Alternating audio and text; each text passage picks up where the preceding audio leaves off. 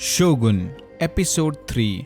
पिछले रात वाले अटैक के बाद टोरोनागा ने याबुशिगे को मिलने के लिए बुलवा लिया। टोरोनागा को मिलने जाने से पहले याबुशिगे ने नई विल लिख दी। उसे लगा था कि शायद अब वो नहीं बचने वाला।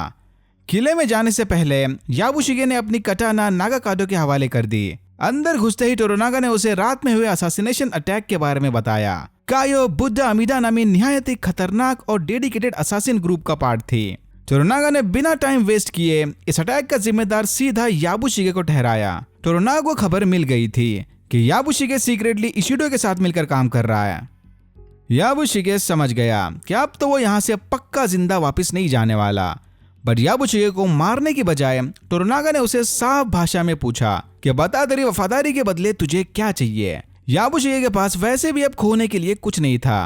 वो तो ऑलरेडी अपनी वसीयत वगैरह लिखकर आ गया है। याबुशिगे ने बिना झिझक टोरोनागा को बताया कि उसे अपनी टेरिटरी बढ़ाने सुरागा प्रोविंस चाहिए। याबुशिगे की वफादारी के बदले टोरोनागा उसे नई टेरिटरी देने के लिए मान गया। उधर फादर एलिविटो ने ब्लैक शिप के कैप्टन जनरल फेरेरा को बताया कि टोरोनागा को इनके मकाओ में बने सीक्रेट बेसिस के बारे में पता चल गया और मामले की छानबीन करने तक वो इन्हें ट्रेडिंग कंटिन्यू करने का क्लियरेंस नहीं देने वाला। बट फेरेरा चर्च के लिए नहीं बल्कि पोर्टुगीज किंगडम के लिए काम करता है।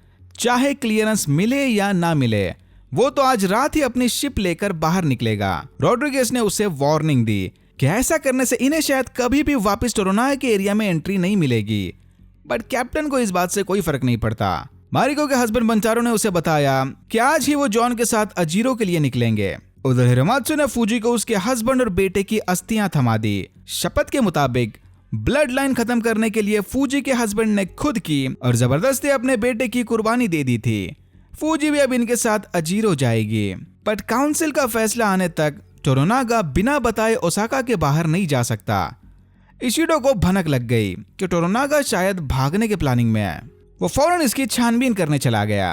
इशिडो को पता चला कि अजीरो जाने वाले इस ग्रुप में तो टोरोनागा है ही नहीं। पिछले असैसिन अटैक से परेशान होकर टोरोनागा की बीवी किरिनो काटा ओसाका छोड़कर जा रही थी। ये देखते इशिडो ने उन्हें ओसाका के बाहर जाने की इजाजत दे दी। बट तभी इशिडो का ध्यान भटकाकर टोरोनागा ने कीरी के साथ जगह बदल दी। अब कैरियज के अंदर कीरी नहीं बल्कि टोरोनागा छुपा हुआ था। यानी टोरोनागा इशिडो के नाक के नीचे से ओसाका से बाहर चला गया। मारिको ने जॉन को बताया कि अगर ये लोग टोरोनागा के साथ पकड़े गए तो इशिडो के आदमी टोरोनागा के साथ सफर कर रहे सारे लोगों को मार देंगे। कासल से बाहर जाते वक्त फाइनल एग्जिट गेट पर इशिडो के सोल्जर्स ने इन्हें फिर से एक बार तलाशी के लिए रोक लिया। बट जॉन ने जापानीज कल्चर की आड़ में यहाँ पर जबरदस्त डिस्ट्रैक्शन क्रिएट किया कि ये लोग इनकी डबल तलाशी लेकर लेडी किरिनो काटा की तौहीन कर रहे हैं। ये देखकर याबुशिगे ने किसी तरह इशिडो के सोल्जर्स को समझाया कि वो इन्हें जल्द से जल्द यहाँ से बाहर भेज दें। याबुशिगे भी नहीं जानता था कि कैरेज के अंदर कीरी नहीं बल्कि खुद टोरोनागा है। अजीरो को जाते वक्त रास्ते में जॉन और मारिको एक दूसरे के फैमिली के बारे में डिस्कस करने लगे। मारिको ने जॉन को अपने हस्बैंड बंचारो के बारे में बताया और जॉन ने उसे अपने बच्चे ट्यूडर और एलिजाबेथ के बारे में। तभी अचानक इनके ऊपर कुछ आर्चर्स ने हमला कर दिया। मारिको ने फौरन कैरेज खोलकर टोरोनागा को आजाद कर दिया। टोरोनागा को कैरेज से बाहर निकलता देख सारे हैरान रह गए। फिर हमने देखा कि इन पर लॉर्ड कियामा के सोल्जर्स ने हमला किया था। इस लड़ाई में काफी लोगों की जानें गई। टोरोनागा समझ गया कि ये लोग यहाँ पर उसके या कीरी के लिए नहीं बल्कि जॉन को मारने आए हैं। टोरोनागा को ग्रुप के साथ देखकर कुछ सोल्जर इसकी खबर देने इशिडो के पास भाग गए। टोरोनागा, जॉन, मारिको, याबुशिगे और फूजी किसी तरह सबसे बचते बचाते एक बोट में बैठ गए। बट बेचारा बंचारो पीछे ही छूट गया। बंचारो समझ गया कि टोरोनागा और बाकी सबको यहाँ से जिंदा बाहर निकालने उसे खुद की कुर्बानी देनी होगी।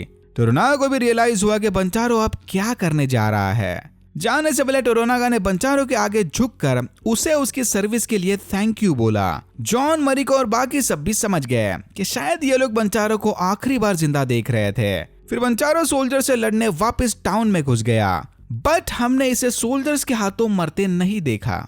कियामा ने इशिडो को खबर दी कि याबुशिगे उन्हें धोखा देकर टोरोनागा के साथ भाग गया। टोरोनागा की गैंग एक शिप में बैठकर पोर्ट से बाहर जा रहे थे।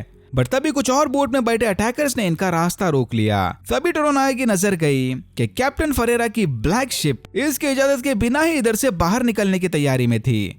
फिर टोरोनागा ने कैप्टन के साथ मिलकर एक डील की कि अगर वो इन्हें सही सलामत पोर्ट से बाहर निकालते हैं तो बदले में टोरोनागा पोर्टुगीज को ढेर सारा सिल्वर और उसके एरिया में चर्च बांधने की परमिशन दे देगा। अपने शहर में चर्च बनाने के बदले टोरोनागा को एक और चीज चाहिए। कैथोलिक फॉलोअर्स कियामा और ओहनो फिलहाल इशिडो के साइड थे। टोरोनागा चाहता है कि फादर उन्हें किसी तरह पट्टी पढ़ाकर टोरोनागा के साइड कर दे।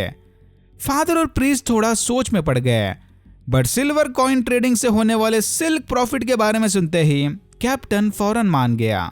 बट सिर्फ एक शर्त है, जॉन को यहीं रुकना होगा, क्योंकि यह कैथोलिक चर्च को मानने वाले एक प्रोटेस्टेंट को अपनी शिप में पनाह नहीं देने वाले। थोड़ा हिचकिचाने के बाद टोरोनागा मान गया, बट जॉन कहां सुनने वाला था। वो भी ब्लैक शिप के पीछे पीछे उनकी यार्ड में पोर्ट से बाहर निकलने चल दिया। कियामा को पूरा यकीन था कि ये दोनों शिप्स उसके अटैकर से बच के नहीं भाग सकते, बट बड़े शिप्स को अपने पास आता देख कियामा के सोल्जर्स उनके छोटी बोट से पानी में कूद गए। जॉन की शिप किनारे पर बने पत्थरों से टकराकर क्रैश होने वाली थी, बट रॉड्रिगेज की मदद से ये भी सही सलामत यहाँ से बाहर निकल गए और इस तरह जॉन की जान बचाकर रॉड्रिगेज ने उसका एहसान चुकता कर दिया। पहले जॉन ने याबुशिगे की मदद से रॉड्रिगेज की जान बचाई और अब रॉड्रिगेज ने जॉन की शिप को ना कुचलकर उसकी जान बचाई। इशिडो कियामा के लगातार फेल्ड प्लान से काफी डिसअपॉइंटेड था। ना तो ये जॉन को मरवा पाया और ना ही टोरोनागा को। तभी इन्हें एक और बॉम्ब न्यूज पता चली। हिरोमात्सु ने इशिडो को बताया कि टोरोनागा ने रीजेंट के पद से रिजाइन कर दिया, यानी वो अब ऑफिशियली इनके काउंसिल का मेंबर नहीं है।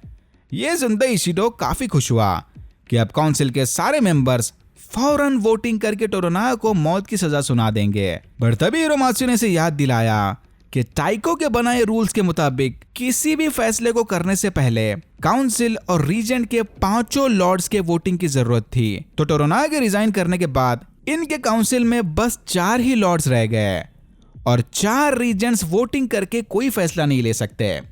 Checkmate baby. टोरोनागा का बेटा इस बात से जरा भी खुश नहीं था कि उसके पापा उसे इंपॉर्टेंस देने की बजाय धोखेबाज याबुशिगे के साथ मिलकर काम कर रहे हैं। इसे लगता है कि टोरोनागा अपने बेटे पर बिल्कुल भरोसा नहीं करता। जॉन ने मारिको को बताया कि समंदर में एक आजाद जिंदगी जीने उसने अपनी फैमिली को छोड़ दिया था। बंचारो को खोने के बाद मारिको अकेले में अपना मातम मना रही थी, पर उसे इस बात की खुशी है कि बंचारो अपनी सर्विस करते हुए एक वॉरियर की मौत मरा। जॉन की शिप में वापस बैठने से पहले प्रीस्ट ने टोरोनागा को जॉन के जर्नल्स थमा दिए थे, जिससे यह साबित हो जाएगा कि वो एक पायरेट है और जापान में पायरेसी की सजा सीधा मौत थी। बट डोंट वरी, टोरोनागा ने इसका भी लूप होल ढूंढ लिया था। जॉन के जर्नल्स का वर्ड बाय वर्ड पूरा ट्रांसलेशन होने तक वो कोई फैसला नहीं सुनाने वाला। फिर जॉन को उसकी बहादुरी के लिए थैंक यू बोलकर टोरोनागा ने उसे हाटामोटो का टाइटल दिया, जो कि इनके कल्चर में काफी बड़े ऑनर की बात थी।